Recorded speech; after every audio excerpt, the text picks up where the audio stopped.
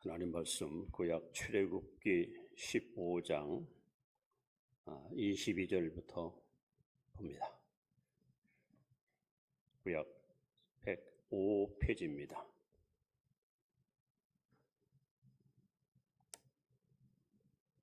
출애굽기 15장 22절부터 교독합니다. 모세가 홍해에서 이스라엘을 인도하며 그들이 나와서 수르 광야로 들어가서 거기서 사흘 길을 걸었으나 물을 얻지 못하고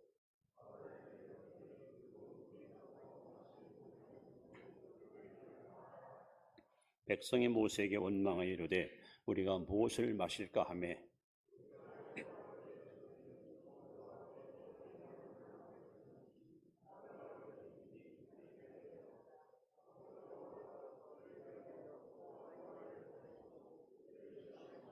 이르시되 너희가 너희 하나님 나 여호와의 말을 들어 순종하고 내가 보기에 의를 행하며 내 계명을 귀를 기울이며 내 모든 규례를 지키면 내가 사람에게 내린 모든 질병 중 하나도 너희에게 내리지 아니하리니 나는 너희를 치료하는 여호와임이라.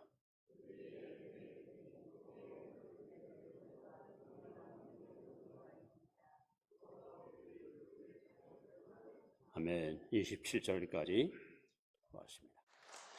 자, 여러분에게 주님의 이름으로 사랑하고 축복합니다.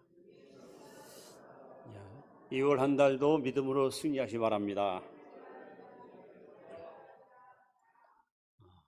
BC 1100년경 예루살렘 아래 있죠. 베들레헴이라는 유명한 도성이 있습니다. 이 베들레헴에 엘리멜렉이라는 사람이 그 안에 나오미, 그 다음에 말류가 기론이라는 두 아들과 함께 단단한 가정을 꾸리고 살아갔습니다. 엘리멜렉의 이름은 여호와는 나의 왕이시다. 이름만 들어도 참 은혜가 충만한 인물 같습니다. 아내 이름이 나옴인데 희락 혹은 기쁨이라는 의미를 갖고 있습니다. 이렇게 베들레헴의 엘리멜렉의 가정이 아내와 두 아들과 함께 하루하루 단란하게 살고 있는데 그만 이 지역에, 이 나라에 흉년이 찾아옵니다. 이 장차는 고통이 찾아왔습니다. 경제적인 위기를 만납니다. 다른 가족들은 어려운 가운데도 다 머물고 있는데 유독 엘리멜렉은 가족들을 독려해서 보따리를 싸들고 모압이라는 나라로 이민을 떠납니다. 여기 땅은 우리 식구 굶어 죽겠다. 빨리 보따리에 싸서 우리 떠나자. 마을 사람들이 모두 어귀에 나와서 작별 인사를 하면서 가서 행복하고 성공하라. 그러면서 그들은 덩들었던 고향을 등지고 먼 이국 땅으로 이민길을 떠납니다. 잘 살아보겠다고, 행복해보겠다고, 또 성공해보겠다고 그런 비전을 가지고 떠났는데 꼭 10년이라는 세월이 지나는 와중에 엘리멜렉이 죽습니다. 그리고 타국 땅에 가서 두 아들을 결혼을 시켰는데 안타깝게도 두 아들도 죽습니다. 작은 고통을 피해서 행복의 길을 떠나갔던 그 가정에는 더 큰 고통이 파도와 같이 밀려와서 가족들이 말할 수 없는 시련의 세월을 보냅니다. 결국 이민길을 떠났던 나오미가 남편과 두 아들을 잃고 자기 며느리 룻을 데리고 고향 땅 베들레헴으로 돌아옵니다. 마을 사람들이 모두 쳐나가서 이게 몇 년 만이냐고, 잘 왔다고, 얼마나 가서 성공했냐고, 축복받았냐고 하면서 모두가 환영하는데 그때 나오미가 동네 사람들한테 이렇게 말합니다. 내 이름을 나오미라 부르지 마시오. 내 이름을 라마라 부르시오. 나는 고통의 여인입니다. 나는 슬픔의 여인입니다. 행복을 찾아 고향을 떠났지만 불행 속에 실패하고 돌아온 나를 다시는 기쁨이라고 부르지 말고 슬픔, 고통, 라마라고 부르시오. 여러분 희망을 얻고 떠나간 발걸음이 오히려 절망 속에 빠져버린 이 가정을 보면서 오늘 우리가 사는 세상은 정도의 차이뿐이지 개인적으로, 가정적으로 혹은 국가적으로 더 나아가서 교회나 여러분 직장에도 이 고통이 끊임없이 우리를 엄습하고 있습니다. 참 고통은 다양한 색깔로 우리의 삶을 힘들게 합니다. 경제적인 고통 때문에 직장을 잃거나 파산을 당해서 이 돈에 그냥 짓눌려 살아가는 안타까운 이웃들이 있습니다. 또 인간관계 속에서 서로 대립을 하고 갈등을 느끼고 화합하지 못한 채 서로 으르렁거리고 핥히는 이런 안타까운 고통도 우리는 수없이 겪으며 살아갑니다. 원하던 질병이 몸에 찾아와서 입원하는 가정도 있고 병마와 싸우면서 사투를 벌이는 안타까운 이웃도 있습니다. 또 더군다나 이 정신적인 고통이 찾아와서 밤마다 잠을 못 이루고 수면제를 복용해야 잠을 청할 만큼 힘든 인생을 살아가는 우리 이웃들도 있습니다. 자, 이런 고통이 왜 우리에게 찾아올까요? 그 이유를 알고 원인을 알면 해결의 실마리를 찾아볼 텐데 아무 이유 없고 아무런 원인도 없이 고통을 당할 때 우리는 당혹할 수밖에 없고 우리는 좌절할 수밖에 없습니다. 오늘 여러분과 제가 한 가지 기억할 것은 우리가 대학에 들어가게 되면 학점을 이수해야 졸업할 수 있어요. 그런데 이 과목을 보면 말입니다. 필수 과목이 있고 선택 과목이 있고 또 교양 과목이 있습니다. 이 필수 과목은 반드시 이수해야 됩니다. 그래야만 학점을 얻고 그리고 학위를 얻을 수 있습니다. 신앙생활에도 필수 과목이 있습니다. 하나님께서 여러분 개인을 다룰 때 다루시는 필수 과목 4가지가 있습니다. 첫째는 우리를 구원시키는 거예요. 우리를 구원시키는 것이 하나님의 첫 번째 목적입니다. 자, 구원받으면 답니까? 아니요. 이제는 애굽에서 구원받은 백성들 어디로 이끕니까? 광야로 인도합니다. 왜? 훈련받아야 됩니다. 어떤 상황에도 적응할 수 있고 어떤 형편에도 극복할 수 있는 그러한 건강한 신자로 훈련하기 위해서 하나님은 광야로 인도하십니다. 우리가 사는 삶이 현실이 그렇습니다. 훈련받는다고 되면 싸움이 있습니다. 영적인 전쟁에서 우리는 반드시 승리해야 됩니다. 그런 다음에 가나안 땅의 기업을 하나님께로부터 부여받습니다. 이것이 4가지 필수 과목입니다. 여기서 빼낼 수 없는 것이 바로 훈련과 싸움입니다. 그때 찾아오는 것이 바로 고통입니다. 자, 그렇다면 왜 하나님께서 하나님의 사랑하는 자녀들에게 열심히 예수님 잘 믿고 신앙생활 잘하는데 내 고통이 오냐 말이에요. 집안에 우환이 오거나 사고가 나서 가족들이 병원에 입원하거나 사업이 자꾸 꼬여가지고 경제적인 위기를 만나거나 아니면 인간관계가 자꾸 무너져가지고 대립과 갈등 속에 살아가거나 왜 이런 고통이 왜 올까요? 오늘 본문에는 이 고통 속에 감춰진 하나님의 뜻이 너무나도 상세하게 소개되고 있습니다. 우리가 그 뜻을 바로 알게 되면은 우리는 어떤 시련이 오고 어떤 고통이 와도 우리는 좌절하지 않습니다. 오히려 고통 속에서 하나님을 더 신뢰하면서 우리는 믿음으로 세상을 이기는 승리의 주인공이 될 수 있습니다. 그렇다면 고통 속에 감춰진 하나님의 뜻이 뭘까요? 자, 오늘 본문으로 돌아가서 첫 번째 고통은 하나님의 시험입니다. 자, 25절 말씀을 한 번 더 다시 우리 보겠습니다. 다 같이 읽습니다. 시작. 모세가 여호와께 부르짖더니 여호와께서 그에게 한 나무를 가리키시니 그가 물에 던지니 물이 달게 되었더라. 거기서 여호와께서 그들을 위하여 법도와 윤례를 정하시고 그 다음에 그들을 시험합니다. 여기서 말하는 시험은 여러분 시험이 크게 2가지가 있어요. 하나님이 치르는 시험이 있고 마귀가 치르는 시험이 있어요. 하나님 치르는 시험은 테스트고 마귀가 치르는 시험은 템테이션, 즉 유혹입니다. 하나님의 시험은 건설적입니다. 창조적입니다. 유익합니다. 여러분의 신앙을 반석에 세워가는 결과를 낳습니다. 마귀의 시험은 파괴적입니다. 우리를 철저히 무너뜨리고 우리를 파산시킵니다. 바로 하나님은 테스트. 자, 여기 하나님이 이스라엘 백성을 시험했다 했습니다. 이때가 언제인지 아십니까? 우리 출애굽기 14장을 보시면 상상을 초월하는 엄청난 역사가 일어납니다. 430년 동안 노예 생활하던 백성들이 애굽에서 탈출해가지고 이제 약속의 땅을 위해서 그들이 막 행진합니다. 하나님이 그들을 어디로 이끄십니까?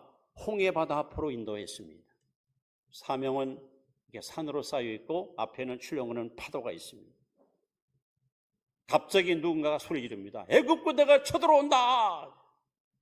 뒤를 돌아보니 바로왕이 병거를 이끌고 이들을 죽이기 위해서 막강한 무장한 군인들이 이들을 죽이고 달려옵니다.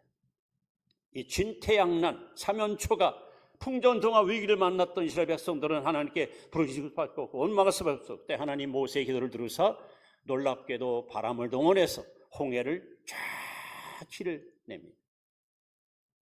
바다를 갈라서 길을 냅니다. 아마 인류 역사상 어마어마한 하나님의 위대한 기적이 이스라엘 백성들 앞에서 펼쳐지는 거죠. 이 백성들이 안전하게 홍해를 다 건넙니다. 추적하던 애굽 군대가 모두 물속에서 수장을 당합니다. 이 엄청난 하나님의 기적을 경험했던 이스라엘 백성들은 누구라 말고 이동성으로 하나님께 마음껏 찬양하며 경배를 올립니다. 하나님 감사합니다. 하나님 고맙습니다. 우리를 구원하신 하나님께 영광 올려드립니다. 모두가 다 흥분의 도가니입니다. 승리에 도취되어 그러면서 그들은 신나게 광야를 향해서 한 걸음 한 걸음 걸어가는데 사흘 동안 물을 한 방울도 먹지를 못합니다. 그때 여러분 이런 마라의 쓴물 사건이 일어납니다. 그런데 하나님이 그들을 시험했다고 써 있습니다. 왜 그럴까요? 여러분 사람은 누구든지 일이 잘 풀릴 때, 만사가 형통할 때, 즐거운 일이 있을 때마다 콧노래 부릅니다. 야, 오늘 살만나. 요즘 같으면 진짜 인생이 참 멋져. 그런데 여러분, 여러분의 삶 속에 풍랑이 일고 파도가 일고 찬소리라도 여러분 찬양하십니까? 그 속에서 여러분 하나님께 감사하십니까? 하나님 우리에게 원하시는 신앙은 전천후 신앙이에요. 내 인생에 햇살이 빛날 때만 감사가 아니라 폭풍이 몰아쳐도 감사하는 사람, 하나님 그런 성도를 원하십니다. 그래서 하나님께서 이 고통을 허용하신 이유는 그래 너희들 홍해 건너가서 나에게 찬양했지, 밤새도록 하나님께 감사하다고 노래 불렀지, 그런데 쓴 물을 먹어도 늘 감사할 수 있니? 이 광야 험한 길에서도 나에게 찬양할 수 있겠어? 하나님 그들을 시험하는 거예요. 여러분 하나님은 이렇게 교육적인 목적을 가지고 이스라엘 백성들한테 이 고통을 통해서 그들의 신앙 상태를 점검하고 테스트하는 거예요. 우리는 성경에서 욥이라는 사람 이야기를 많이 들었습니다. 아마 아브라함 동시대 사람으로서 동방의 의인이고 최고의 갑부입니다. 거기다가 아들 7, 딸 3, 그야말로 부자고 행복해온 복된 가정의 주인공입니다. 그런데 이 가정에 상상을 초월하는 고통이 한순간에 밀려옵니다. 자식 열이 한 장소도 다 압사해 죽어요. 엄청난 재물이 하루아침에 다 여러분 풍비박산 사라집니다. 일하던 일꾼이 다 집을 떠나가고 욥의 몸에 악창이 발하고 마누라 도망가고 상상을 초월하는 이 고통 한복판에서 욥이 하나님께 뭘 했습니까? 하나님, 내가 뭘 잘못했기에 도대체 무슨 죄를 졌다고 내 자식을 열이나 데려가십니까? 왜 내게 이런 질병을 주십니까? 왜 나를 알고지 만드십니까? 하고 원망했던가요? 욥은 주신 이도 여호와시요 취하신 것도 여호와시오니 내가 여호와를 찬송하려다 하고 하나님께 엎드려 예비합니다. 하나님 그런 신앙을 원합니다. 잘 될 때 행복할 때만 찬양하지 말고 기쁘고 좋을 때만 감사하지 말고 내 가정에 우환이 찾아오고 내 인생에 질병이 찾아오고 내 사업에 어려움이 다가와도 하나님을 향한 우리의 이 마음만큼은 절대로 흔들리거나 요동치 않고 오직 일편단심 하나님만 신뢰하는 신본주의 신앙으로 철저히 여러분 무장해서 범사에 감사하는, 범사에 찬양하는, 하나님께서 의도적으로 이스라엘 백성들을 광야로 인도해 사흘 동안 물을 못 마시게 하고 이런 상황에서도 감사하는지, 이런 상황에도 하나님께 찬양하는지 시험하신 거예요. 고통은 바로 하나님의 테스트, 시험입니다. 여러분, 이 시험에 꼭 합격하시 바랍니다. 그게 진짜 알곡 신자고 반석 같은 믿음의 소유자가 되는 것입니다. 두 번째, 왜 하나님께서 성도들에게 고통 허용하실까요?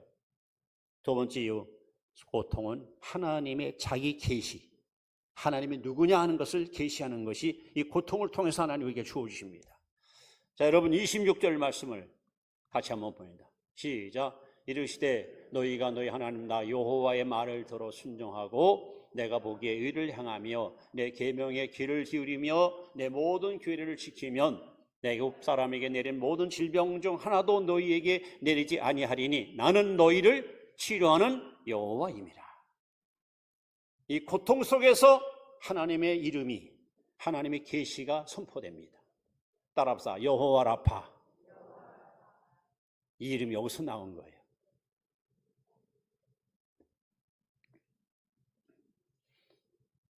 여러분, 우리가 하나님을 가장 생생하게, 가장 확실하게 경험하는 곳이 어딘가? 유유자적할 때가 아니에요. 행복할 때가 아니에요. 고난의 한복판에서, 인생이 끝자락에서 하나님을 경험합니다. 그래서 인생의 끝은 하나님의 시작입니다. 인생의 절망은 하나님의 희망입니다. 여러분, 하나님이 누군가 하는 것을 계시했던, 계시받은 사람들의 모습을 한번 성경을 찾아보세요. 첫째는 창세기 22장 아브라함 이야기입니다. 100세의 아들을 얻었죠. 너무 귀한 아들 아닙니까? 목숨보다 귀한 존재 아닙니까? 세월이 지났습니다. 대략 20세쯤 됐을 때 하나님이 느닷없이 아브라함에게 찾아와서 내 독자 사랑하는 아들을 내가 지시한 것을 와서 번제로 드리라는 거, 번제로. 여러분, 번제가 뭐예요? 짐승이나 동물을 칼을 가지고 목을 따서 피를 쏟은 다음에 배를 갈라 내장을 뜯어내고 각을 떠서 불에 태워서 드리는 거예요. 아브라함 같은 경우는 하나님, 저를 데려가세요. 아들은 놔두시고 저를 데려가세요. 이랬을 거 아닙니까? 왜 하나님이 의도적으로, 그리고 성경은 써 있거든요. 이 일 위 여호와 아브라함을 시험했다 그랬어요. 그리고 사흘 동안을 모리아 산으로 아들과 함께 걸어갑니다. 종들 몇 사람들이. 이제 산기슭에 도달하실 때 아들이 이렇게 질문을 던집니다. 아버지, 여기 불도 있고 나무도 있는데 번제할 제물은 어디 있습니까? 아마 저 같았으면 야, 이 새끼야, 너야 너 오늘 죽어야 돼 인마, 이랬을 것 같아요. 근데 아브라함의 대답을 보세요. 여호와께서 예비해 놓으셨다. 하나님이 준비해 놨다. 그리고 가서 아들을 결박해서 칼을 빼서 아들을 잡으려고 합니다. 하나님께서 아브라함아 내가 너를 경외한 줄을 이제 알았다 하면서 아브라함이 눈을 들어보니 한 순양이 뿔이 수풀에 걸려 있어요. 그래서 그 양을, 이삭을 대신해서 하나님께 제물로 바쳐요. 그래서 이곳을 여호와, 따라합시다. 여호와 이레. 아브라함에게서도 가장 고통스러운 현장에서 하나님의 계시를 받는 거예요. 나는 준비하는 하나님이다. 나는 예비하는 하나님이다. 어리 그뿐입니까? 모세가 백성들을 이끌고 가나안 땅으로 가는 와중에 최초의 전쟁이 일어납니다. 출애굽기 17장에 나옵니다. 아말렉과의 전쟁. 백성들은 아직 전쟁 한 번도 치른 적이 없어요. 병사가 없어요. 무기도 없어요. 근데 적들은 무기를 갖추고 있는 군세가 있어요. 싸워봐야 이 싸움은 절대 이길 수가 없습니다. 근데 하나님께서 모세에게 명하십니다. 너는 높은 산에 올라가서 손을 들어라. 모세가 손 들면 이스라엘이 이기고 손이 내려오면 이스라엘이 패합니다. 아론과 훌이 다가가서 모세를 의지에 앉혀놓고 두 손을 잡아주어 이 전쟁의 승리를 얻게 하는데, 그때 하나님이 주신 또 하나의 자기 계시가 있습니다. 따라합시다. 여호와 니시, 승리의 깃발. 이 극적인 상황, 이 고통의 한복판에서 하나님이 계시하는 거예요. 또 사사기 7장에 보시면 기드온이라는 사람이 있습니다. 기드온이 살았던 당대에 미디안 족속들이 7년 동안 이스라엘 백성들을 지배했어요. 농사지면 다 탈취당하고, 얘네들 잡혀가서 막 그냥 철저히 유린당하고, 희망을 잃어버리고 깊은 숲속에 숨어서 몰래 타작마당에서 곡식토고 있는 이 기드온에게 하나님의 사자가 찾아옵니다. 큰 용사여 평안할지어다. 기드온은 지금 나라를 뺏기고 주권을 뺏기고 위기에 처했던 그런 한복판에서 하나님이 그를 찾아와서 그에게 놀라운 계시하십니다. 따라합시다. 여호와 샬롬, 평강의 하나님. 이렇게 하나님은 고통 속에서 하나님을 계시하는 거예요. 그리고 오늘 본문에 보시면 이스라엘 백성들이 광야에서 아무것도 못 먹고 고통당할 때, 물이 없어서 힘들어할 때 하나님이 여호와 라파, 나는 너를 치료하는 여호와라. 결국 우리가 인생을 살아가면서 고통이 뭐냐? 하나님을 만나는 장소예요. 하나님을 경험하는 곳이에요. 여러분, 똑같은 찬양을 불러도, 똑같은 기도를 드려도 절박할 때 드리는 찬양, 절박할 때 드리는 기도는 차원이 다른 거예요. 내가 지금 죽을 병 걸려가지고 사경을 헤매는데 거기서 드리는 기도는 일반 사람들이 드리는 기도보다 애절합니다. 하나님은 이 고통을 결코 허용할 때 아무 이유 없이 그야말로 너 고통 당해봐라, 그런 하나님이 아닙니다. 그래서 욥이, 아까 말한 욥이 자식 잃고 그렇게 모든 걸 잃었는데 이 고통 통해서 그가 발견한 것이 뭡니까? 욥기 42장이 결론이거든요. 42장 5절에 보시면 내가 전에는, 고통받기 전에는 죽게 대하여 듣기만 하였사온데 이제는 내 눈으로 주를 배움나이다. 이 고통 때문에 하나님을 만난 거예요. 하나님은 저와 여러분들을 그냥 교회 왔다 갔다 하는 그런 시계추 같은 신자가 아니라 확실한 체험, 흔들릴 수 없는 온전한 믿음, 이런 믿음을 가지고 하나님을 잘 섬기기 위해서 이 고통을 통해서 하나님을 바로 보게 하는 거예요. 이 고통을 겪어본 사람, 고난에 참 눈물을 흘려본 사람이 여러분 그 속에서 진짜 하나님을 만날 수 있고 하나님을 경험하는 거죠. 그래서 고통은 하나님의 자기 계시입니다. 나는 이런 자야, 내가 이런 하나님이야 하는 것을 고통 통해 우리에게 하나님은 찾아와 우리에게 알려주시는 거죠. 자, 세 번째, 왜 고통을 하나님 허락하실까요, 우리에게? 예수 믿는 사람이 좀 남들보다 좀 잘 살고 형통하고 좋은 일인데 난 뭐 잘못한 거 없는데 왜 이런 고통이 옵니까? 여러분 놀라지 마십시오. 고통은 하나님의 선물입니다. 아마 이 말에 동의 안 하실 거예요. 말도 안 되는 소리 하지 마시라. 그러나 27절 말씀 한번 보십시오. 이 고통이 어떤 결론이었더랍니까? 20절 다 같이 읽습니다. 그들이 엘림에 이르니 거기서 물샘 12과 종려나무 이런 그루가 있느니라. 거기서 그들이 그물 곁에 장막을 치니라. 여러분, 고통이 왜 선물입니까? 왜 선물입니까?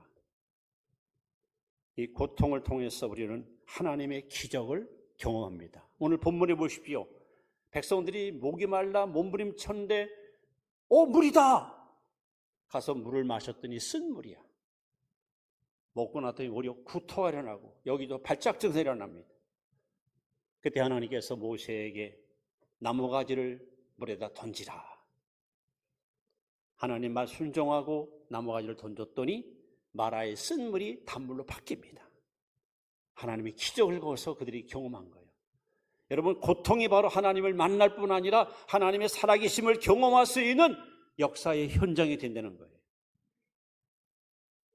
특별히 하나님이 우리에게 고통을 허용하는 진짜 또 하나 이유는 욥기 33장이 잘 나옵니다. 교만을 예방하시려고. 왜 그럴까요? 베드로전서 5장 5절에 하나님은 겸손한 자에게 은혜 주시지만 교만을 대적한다래요. 교만은 패망의 손목입니다. 여러분, 우리가 우쭐대고 목이 힘주고 교만하면 여러분 하나님께 버림받거든요. 하나님께서 고통을 통해서 나를 낮추시는 거예요. 하나님께 엎드리게 만들어요. 겸손하게 만들어요. 왜? 그래야 은혜가 임하니까.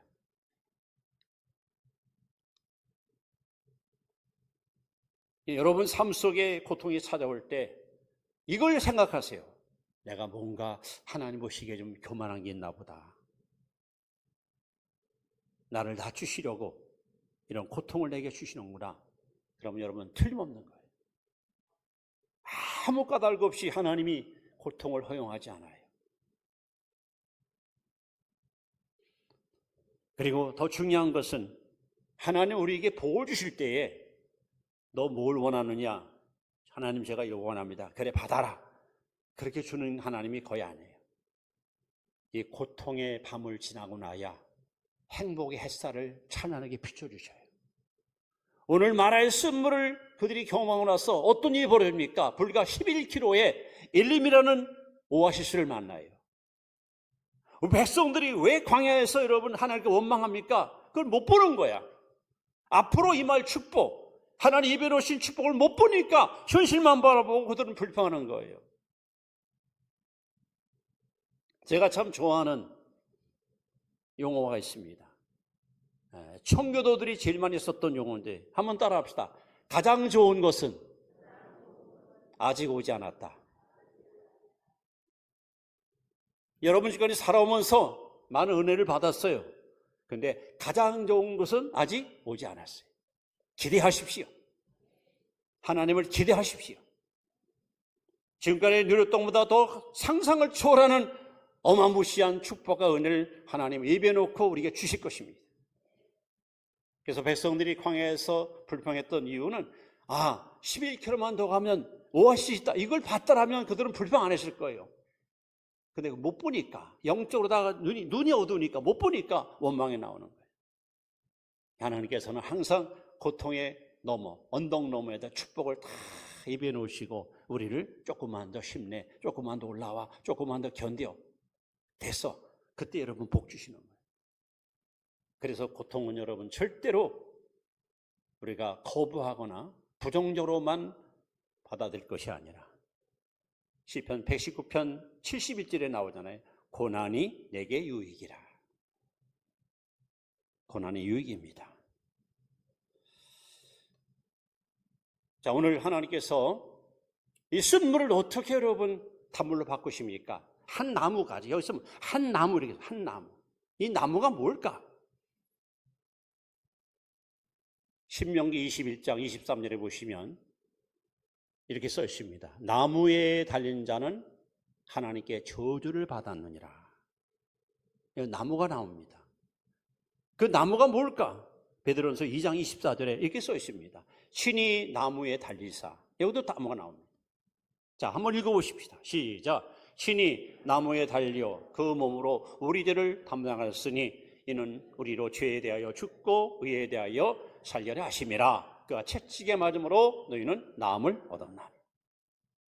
나무 십자가입니다.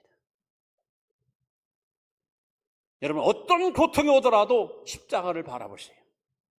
주님이 당한 고통하고는 비교도 안 될 겁니다. 그리고 십자가는 절망에 빠진 자에게 희망을, 어둠에 찬정한 빛을, 멸망받을 자에게는 영원한 영생을 보장하는 가장 확실한 구원의 표시입니다.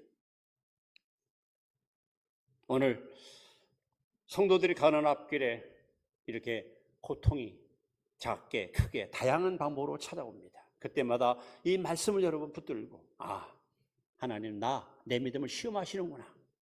진짜인지 가짜인지 알고인지 쭉정인지 하나님 나를 테스트하는구나.